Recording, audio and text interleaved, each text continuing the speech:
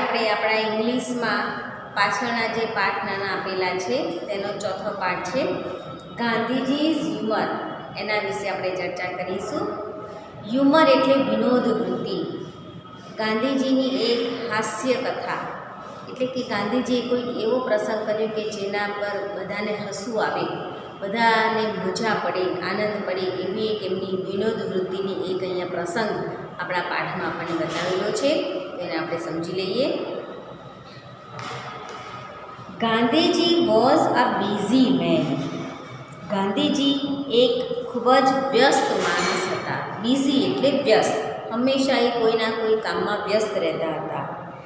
He thought of the problems of the whole nation. Thought એટલે વિચારતા, problems એટલે સમસ્યાઓ, અને હોલ નેશન એટલે આખો દેશ, આખું રાષ્ટ્ર. તે આખા સમગ્ર રાષ્ટ્રની સમસ્યાઓ વિશે વિચારતા. But he always found time to laugh. પણ છતાં પણ તેમને હસવા માટેનો, ટુ લાફ એટલે હસવા માટેનો સમય મળતો, હંમેશા મળતો. He had a fine sense of humor. તેમની હસાવવાની કળા, વિનોદ વૃત્તિ ખૂબ જ સરસ હતી. He never made fun of anybody. તેઓ કદી ક્યારેય, ફન ઓફ એટલે મશ્કરી કરવી, તેઓ કદી ક્યારેય કોઈની મશ્કરી કરતા નહીં. His laughter was mixed with love. તેઓ કોઈની પર હસતા તો તેમાં પણ તેમનો પ્રેમ દેખાઈ આવતો, તેમના હાસ્યમાં પણ પ્રેમ હતો. Many children stayed with Gandhiji at the Sabarmati Ashram. ઘણા બાળકો ગાંધીજીની સાથે સાબરમતી આશ્રમમાં રહેતા હતા. They often asked him questions. Often એટલે ઘણીવાર. તેઓ ઘણીવાર ગાંધીજીને પ્રશ્નો પૂછતા. And Gandhiji answered them. Answer એટલે જવાબ આપો, અને ગાંધીજી તેમને જવાબ આપતા હતા. His replies were always brief. તેમના ઉત્તરો, તેમના જવાબો હંમેશા ટૂંકા હતા. બ્રીફ એટલે ટૂંકા. However, the children wished to have long conversation with him. આમ છતાં પણ, however એટલે આમ છતાં પણ, બાળકો તેમની સાથે લાંબી વાતચીત કરવા ઈચ્છતા હતા. બાળકોને ગાંધીજી સાથે લાંબી વાતચીત કરવી ગમતી હતી, એટલે તેઓ ગાંધીજીને પ્રશ્નો પૂછતા, પણ ગાંધીજી એનો બહુ ટૂંકમાં અને સચોટ જવાબ આપી દીધા. One day a child said to Gandhiji. એક દિવસ એક બાળકે આ ગાંધીજીને એટલે કે બાપુને કહ્યું, બાપુ, you sometimes talk to us about the Gita. એ છોકરાએ ગાંધીજીને કહ્યું કે બાપુ, તમે ઘણી વાર અમને ગીતા વિશે વાત કરો છો. અર્જુન આસ્ક શ્રી કૃષ્ણ આ શોર્ટ ક્વેશ્ચન. જો આ બાળકે બહુ ચાલાકીથી ગાંધીજીને કહ્યું કે તમે ઘણીવાર અમને ગીતા વિશે વાત કરો છો. એમાં અર્જુન આસ્ક શ્રી કૃષ્ણ આ શોર્ટ ક્વેશ્ચન, અને એમાં અર્જુન શ્રી કૃષ્ણને એક ટૂંકો પ્રશ્ન પૂછે છે. And Shri Krishna gives a very long answer to it. અને શ્રી કૃષ્ણ તો એ પ્રશ્નનો બહુ લાંબો જવાબ આપે છે. એટલે કે કુરુક્ષેત્રના મેદાનમાં અર્જુન જે પ્રશ્ન કરે છે કે મારે મારા જ કુટુંબીઓ સામે કેમ લડવાનું, બસ આટલા જ પ્રશ્નની સામે શ્રી કૃષ્ણ અર્જુનને આખી ગીતા સંભળાવે છે. ગીતાના 18 અધ્યાય સમજાવે છે. એટલે આ બાળક પણ કહે છે કે અર્જુને તો એક જ નાનો પ્રશ્ન પૂછ્યો હતો, અને પ્રશ્નએ તેમને બહુ લાંબો જવાબ આપ્યો હતો. The child complained that the children of the ashram asked Bapu long questions and he answered them in a sentence or two. બાળકે એવી ફરિયાદ કરી, the children complained that, બાળક એવી ફરિયાદ કરી કે the children of the ashram આશ્રમના બાળકો આસ્ક બાપુ લોંગ ક્વેશ્ચન્સ, બાપુને લાંબા પ્રશ્નો પૂછતા. And he answer them in a sentence or two, અને તેઓ તેમને એક કે બે વાક્યમાં જ તેનો જવાબ આપતા. આ લોકોએ ફરિયાદ કરે છે કે અર્જુને એક જ નાનો પ્રશ્ન પૂછ્યો તો કૃષ્ણએ એમને આખી ગીતા લાંબો જવાબમાં સમજાવ્યો, અને આશ્રમના બાળકો તમને લાંબા લાંબા પ્રશ્નો પૂછે છે છતાં પણ તમે એક કે બે જ વાક્યમાં એનો જવાબ આપો છો. He said it was not proper, તેમનું એવું કહેવું હતું કે આ યોગ્ય નથી.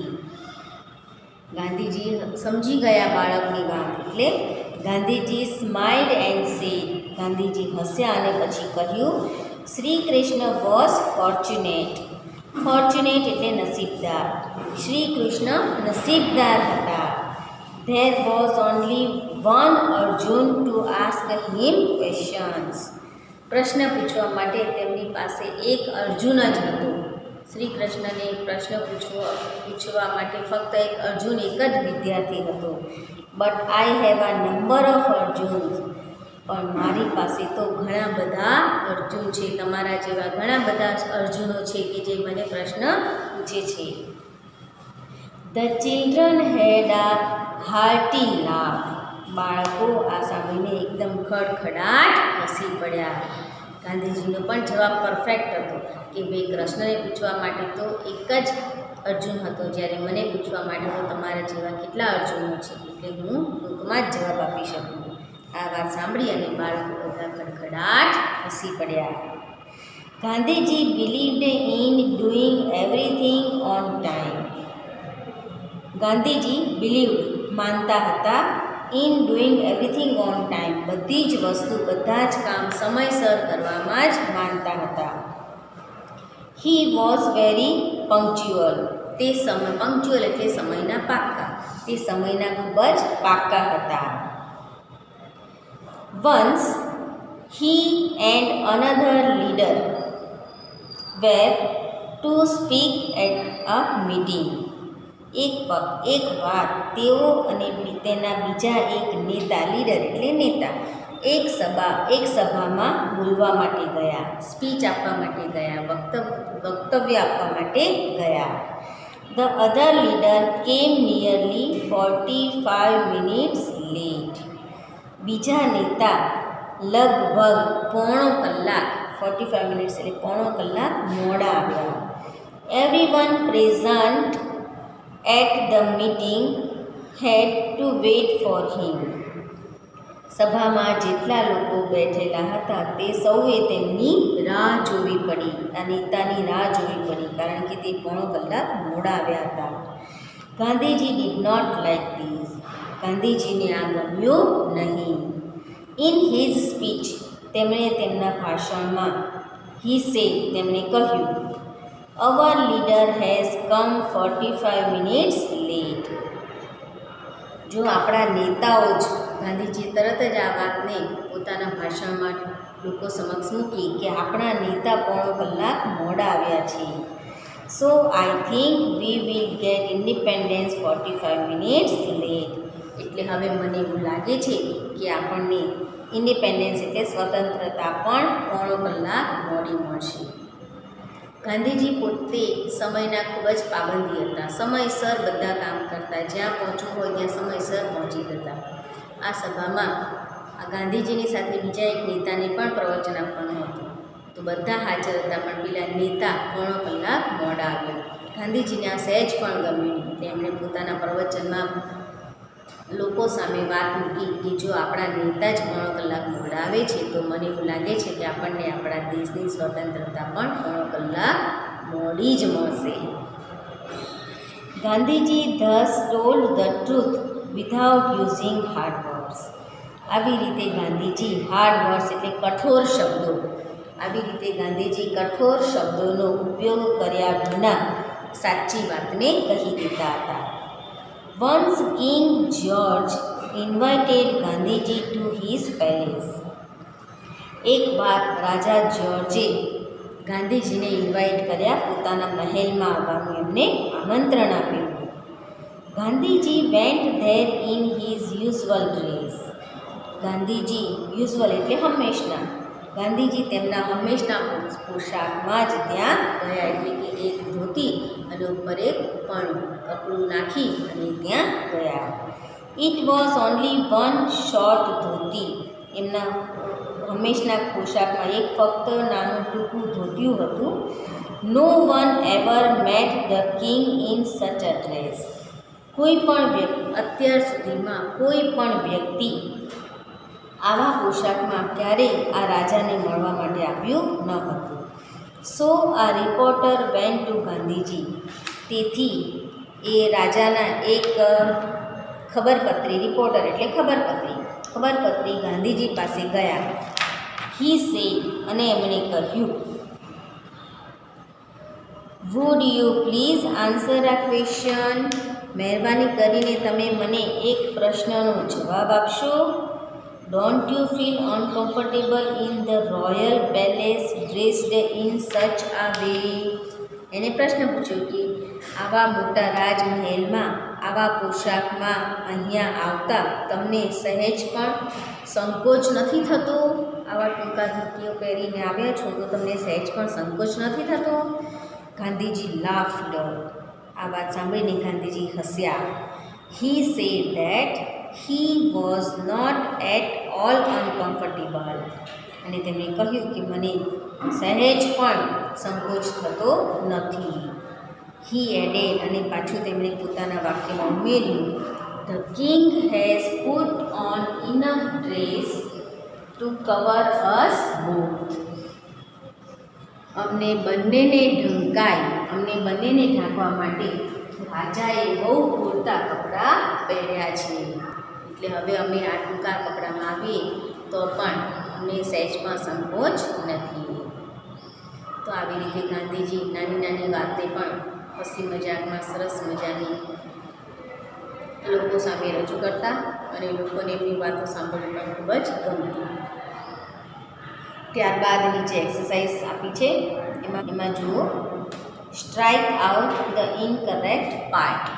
વાક્યમાંથી જે ખોટો પાર્ટ છે તેને આપણે સ્ટ્રાઇક આઉટ એટલે ચેકી નાખવાનો છે. પહેલું વાક્ય છે, Gandhiji always found time to laugh sing. તો ગાંધીજીને હંમેશા હસવાનો સમય મળી રહેતો, એટલે સિંગ શબ્દને આપણે ચેકી નાખીશું. બીજું વાક્ય, Gandhiji always replied in long short answers. Gandhiji હંમેશા લાંબા ટૂંકા જવાબો આપતા. તો લાંબા ચેકી નાખીશું કારણ કે તે હંમેશા ટૂંકમાં જવાબ આપી દેતા. ત્રીજું વાક્ય, ગાંધીજી વોઝ વેરી પંક્ચ્યુઅલ અને ઇરરેગ્યુલર. ગાંધીજી ખૂબ જ સમય ચોક્કસ હતા અને અનિયમિત હતા. તો અહીંયા પંક્ચ્યુઅલ શબ્દ સાચો છે, તો ઇરેગ્યુલર શબ્દને ચેકી નાખીશું. ચોથો પ્રશ્ન, Gandhiji told the truth without using hard words. Gandhiji કઠોર શબ્દોનો ઉપયોગ કર્યા વિના સાચી વાતને કહી દીધા. તો અહીંયા વિધાઉટ વિથ શબ્દ ખોટો છે, તો એને ચેકી નાખીશું. Gandhiji visited king George wearing આ સ્યુટ અથવા ધોતી. ગાંધીજી રાજા જ્યોર્જને મળવા ધોતી પહેરીને અને સૂટ પહેરીને ગયા. તો સ્યુટ શબ્દ ખોટો છે, એને આપણે ચેકી નાખીશું. તો અહીંયા એક્સરસાઇઝ પણ પૂરી થઈ ગઈ. નોટમાં તમારે એક્સરસાઇઝ લખવાની છે. Thank you.